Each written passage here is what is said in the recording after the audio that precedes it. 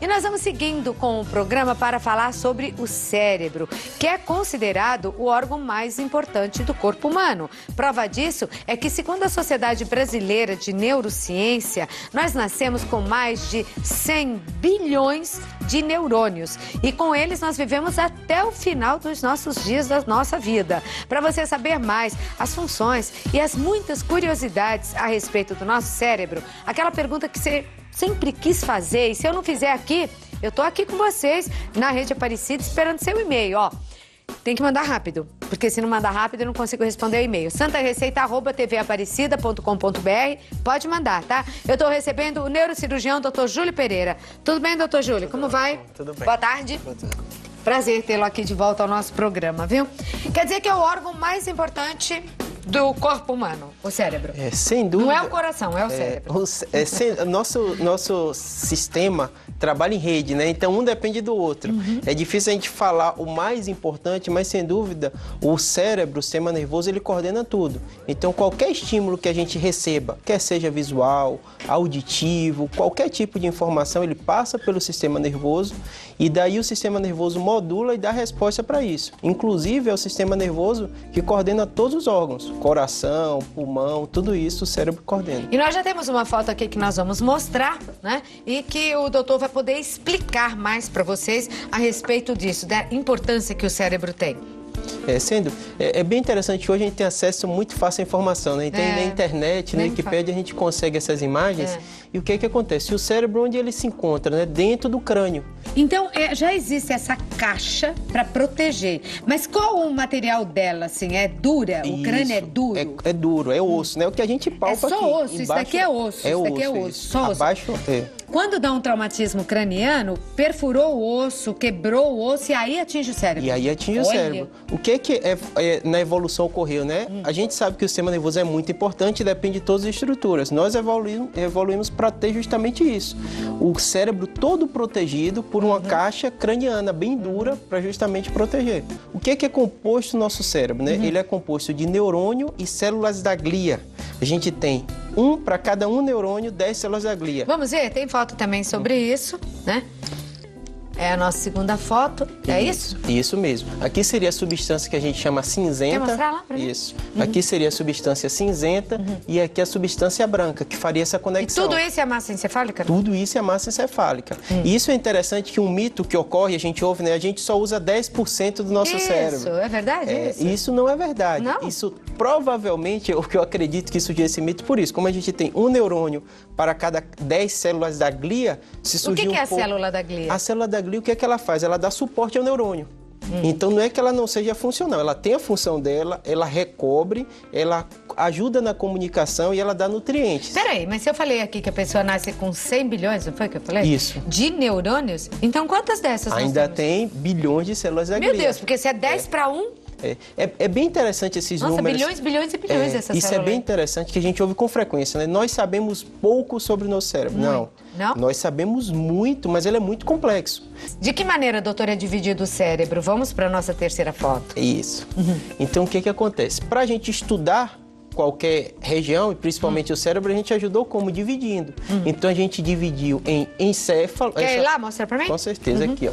Esse daqui seria a parte superficial, Se quiser levantar, né? pode. Pode ficar pode, de pé. sim. Aqui seria a parte superficial, né? A parte, o encéfalo, né? Então, como a gente dividiu ele? Em regiões, região frontal, o lobo parietal, o lobo occipital e o lobo temporal. Além disso, houve outras subdivisões. A gente tem a região do cerebelo, no total são 6 divisões do cérebro. A gente tem o tronco se divide em mesencéfalo, ponte e bulbo, e ainda tem uma parte aqui dentro que não dá pra gente ver, que a gente chama de diencéfalo. Ele ajuda muito na manutenção de toda a nossa estrutura vital, temperatura do corpo, tudo isso, ele que coordena. E quanto que tem aí dentro de veias sanguíneas, então? Então, a gente tem, se a gente mostrar aqui na Porque é só vermelhinho aí, meu Deus. Então, o que acontece? Para a gente ter noção da importância do cérebro. Ele é mais ou menos 2% do peso do nosso corpo. Então, uma pessoa de 80 quilos, o cérebro pesa 1,5 kg mais ou menos. E como você falou no início do programa, a gente já nasce com os nossos neurônios, né? Tá. Porque o cérebro da gente, que é um problema para a neurociência de um modo geral, é que ele não se regenera. Então a gente nasce com neurônios, quando ele morre pode ter alguns sintomas. Então, por exemplo, você falou de vaso, eu vou fazer a conexão com o neurônio. Quando a gente tem um AVC, que a gente até já falou aqui no seu programa, o sangue não chega, o neurônio morre. E aquela função daquela região a pessoa deixa de ter. Então, se for na área motora, a pessoa perde o movimento. Por isso que às vezes paralisa um lado da pessoa, às vezes ela fica sem alguma função, porque aqueles neurônios responsáveis por essa parte morreram. Isso mesmo. Esse é o raciocínio. E cada região do nosso cérebro tem uma função diferente. E as veias, quantas tem? Isso, a gente tem uma rede difusa. É difícil até a gente mensurar isso. Quilômetros falam de veias? Quilômetros, né? Jura? Quilômetros de veias? Mas, na verdade, o que acontece? A gente tem as veias e tem as artérias também. As duas têm função importante. A artéria leva sangue para o cérebro e a veia drena.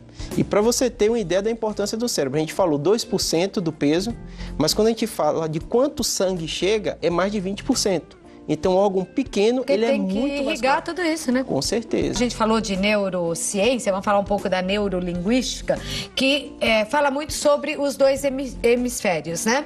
O esquerdo e o direito. Eu queria que você falasse um pouco sobre esses hemisférios do nosso cérebro. O que é importante? Aqui no modelo nosso, também dá pra gente ver um pouquinho, e aquilo ali a gente vai usar daqui a pouco. O que acontece? A gente tem dois hemisférios que você olhando aqui parecem iguais, né? Eles são parecidos, é quase a gente diz um reflexo um do outro, né? Mas na forma da função eles são diferentes. A maioria das pessoas, mais de 95% das pessoas, tem o hemisfério esquerdo dominante. O que é que significa isso? É que no hemisfério esquerdo vai ter a área da linguagem, a área da fala, as funções relacionadas a isso nesse hemisfério.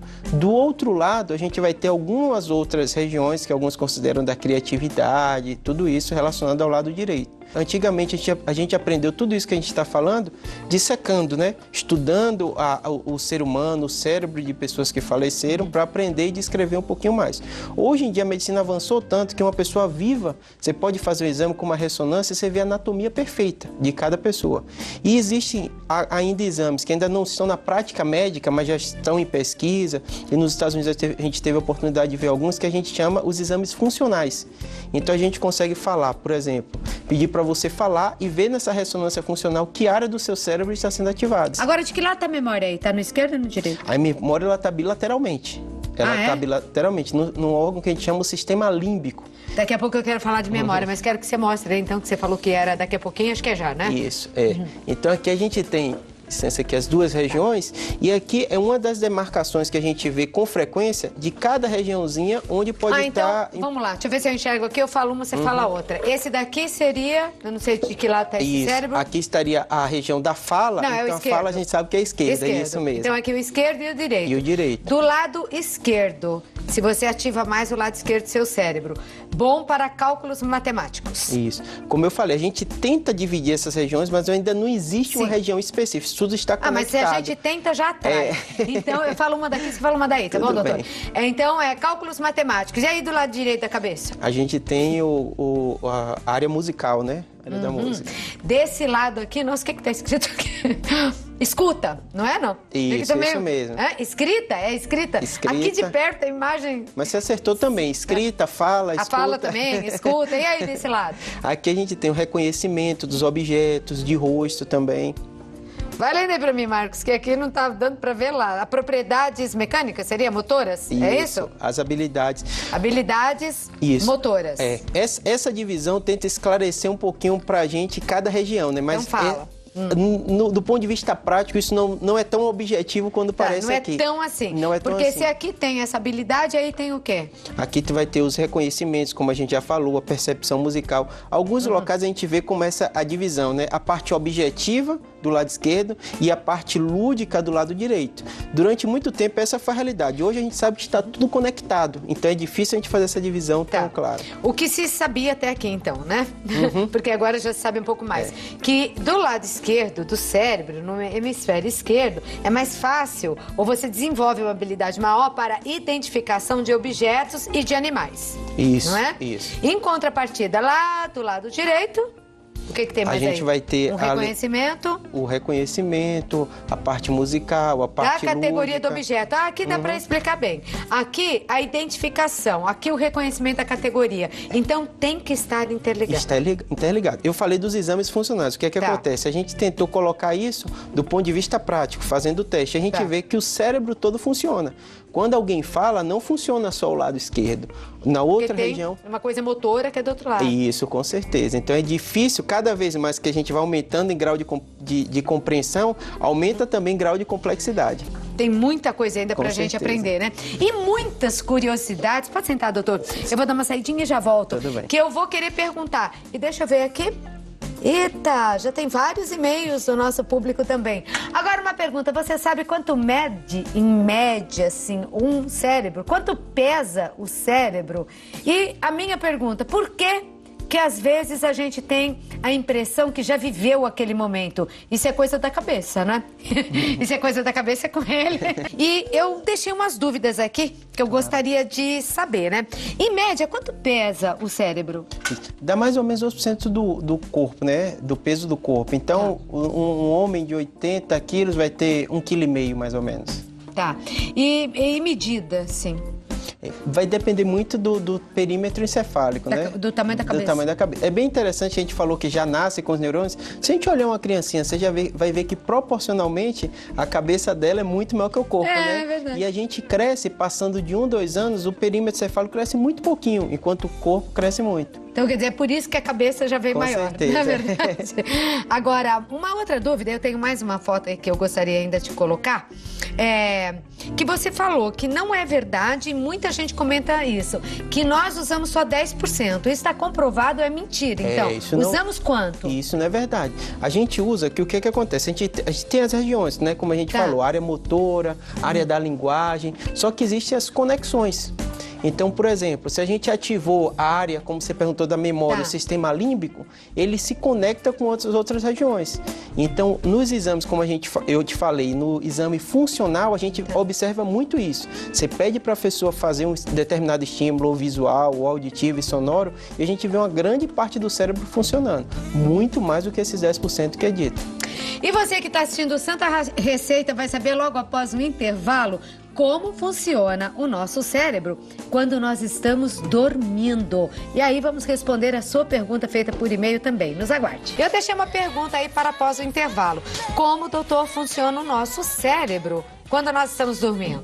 Essa é uma pergunta importante, né? Algumas pessoas têm a noção de que o cérebro para. Não. Nunca. O cérebro continua funcionando. Só quando a gente morre, né?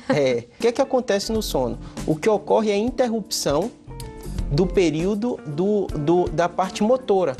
Então, o que acontece? O cérebro continua funcionando. Hoje em dia, a gente tem exame, até o próprio eletroencefalograma. A gente, às vezes, é necessário fazer no período do sono. Então, a gente faz esse eletroencefalograma, vê que o cérebro está funcionando. Ele continua com as atividades dele, continua dando estímulo respiratório, cardíaco, controlando. O que acontece? Ele dá um descanso. Então, as atividades motoras da gente param. Por isso que a gente fica imóvel. Mas o cérebro continua funcionando. Se ele continua funcionando, queria falar de sonho, né? O Caetano Veloso já dizia que o pensamento voa. Como funciona o pensamento dentro do cérebro, na cabeça da gente? E o que significa o sonho, então? Eu sonhar com gente que já partiu, já morreu, eu sonhar com pessoas que eu nem conheço, ou eu sonhar com uma coisa que eu ainda vou conhecer? Essa é uma pergunta bem interessante. A gente sabe que o sono, ele é reparador. Então, o sono serve para o nosso sistema nervoso, nosso organismo todo descansar. Tanto que pessoas que têm problema no sono vão ter problemas em outra parte do organismo. Então, pessoas que têm apneia do sono, existe exame médico que a gente faz, que a gente chama polissonografia para avaliar o sono. E o eletroencefalograma, pessoas que às vezes têm crise convulsiva no momento que estão adormecendo. Por que eu estou falando isso para falar do sonho, né? Porque justamente a gente fez estudos, existe uma série de estudos que analisam o que acontece no cérebro quando a pessoa está dormindo e como ela está sonhando. E a gente dividiu o sono em várias fases. Então, a fase do sono, que a gente chama a fase mais profunda do sono REM, a gente vê que a pessoa está dormindo, mas mesmo assim tem algumas atividades, como movimentação ocular, e isso se relaciona muitas vezes com o sonho. E o pensamento? Então, o que é que acontece dentro desse contexto, né? Se você falar o que é que sonha, por que as pessoas sonham. A gente tem uma série de perguntas ainda sem respostas. Tá. Por exemplo, só para atiçar um pouquinho a curiosidade, né? Alguém que não tem visão, como é o sonho dela? Tem imagens, tem figuras? Outra pergunta curiosa, né? Alguém não se sabe, isso não se sabe. Ela não tem, porque ela não tem nenhuma memória do formato de tudo. Já a pessoa que perdeu a visão durante a vida, ela tem um sonho normal, vamos dizer assim, com as formas normais como a de uma pessoa que tem uma visão atualmente. Então, é memória? Sem dúvida. A memória ela é utilizada nesse período do sonho. E aí, pode ser mesmo, né? Porque às vezes você pensa numa pessoa e acaba sonhando com ela, porque tá mais ali na memória. Falando de memória, tem aqui uma pergunta. A Juliana quer saber. Doutor, é normal esquecer as coisas? Tenho 29 anos, mas sou muito esquecida. É verdade que comer peixe ajuda a melhorar a memória? Vamos falar um pouco sobre memória? Porque cada vez mais, eu não sei se a ciência está tão adiantada e hoje os casos de mal de Alzheimer, eles são diagnosticados. Antigamente falava, fulano envelheceu, tá caduco. Não, tava com mal de Alzheimer, né? E hoje se fala mais nisso. Mas eu ando muito assustada. Recentemente fui conhecer uma associação que trata de Alzheimer e pessoas com 50, 55, 60 anos internadas e muitas e profissionais liberais, ou seja, pessoas que sempre usaram muito a cabeça, a memória, o cérebro, internadas com mal de Alzheimer. A memória, doutor. E por que tanta gente com mal de Alzheimer? Essa pergunta é tão importante que você está fazendo, porque, para você ter ideia, o governo americano é uma das áreas que ele mais investe em pesquisa. Então, nos países, principalmente de primeiro mundo, esse está sendo o grande mal desse novo século, né? Porque as pessoas... O mal de Alzheimer.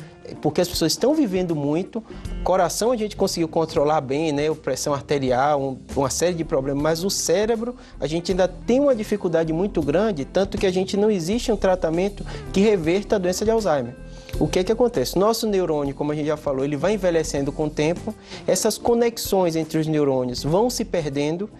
Algumas pessoas têm uma tendência genética de depositar algumas substâncias nesses neurônios que dificultam essa conexão, e a memória, que é a região do sistema límbico, que ela é muito utilizada, é um dos primeiros sintomas, é a região que se perde mais rápido. Então, o que a nossa telespectadora perguntou, isso talvez explique um esquecimento? Isso. Agora vamos para a pergunta dela, né? Memória. Se você perguntar a qualquer neurologista ou neurocirurgião, qual uma das queixas mais comuns no consultório se chama esquecimento. Esquecimento. O que eu diferencio? Até tenho uma brincadeira com o paciente, eu falo, quem nota seu esquecimento é você ou seus parentes? Porque quando é a pessoa, o que é que outros problemas que podem dar o problema de esquecimento ou perda de memória sem ser relacionado com a doença de Alzheimer, principalmente alguém jovem como ela. Por exemplo, a depressão. Então, se alguém não tem motivação, ela vai esquecer mesmo as coisas. Então, não é relacionado bem à memória, seria mais a concentração. Ela está fazendo alguma coisa e pensando em outra.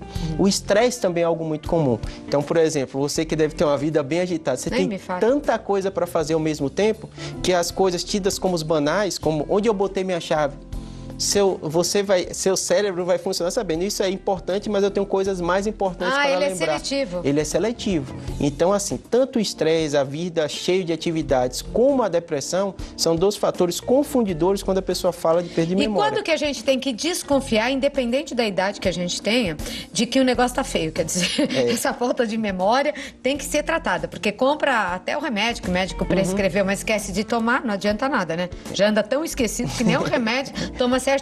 O que a gente faz? Qual é o limite disso? Assim? O limite é quando está comprometendo a vida, né? Então, por exemplo... Então, é quando os outros reparam ou a gente repara? Se você repara e isso está comprometendo, por exemplo, eu dei o exemplo da chave, mas se isso está acontecendo com frequência, está atrapalhando o seu dia a dia, você deve procurar um especialista. O que é que esse especialista vai fazer? E a gente tem uma série de testes que a gente testa as áreas da memória e avalia. Muitas vezes a gente tem que mandar para o neuropsicólogo. Esse neuropsicólogo vai fazer uma bateria de testes e vai justamente dar essa resposta.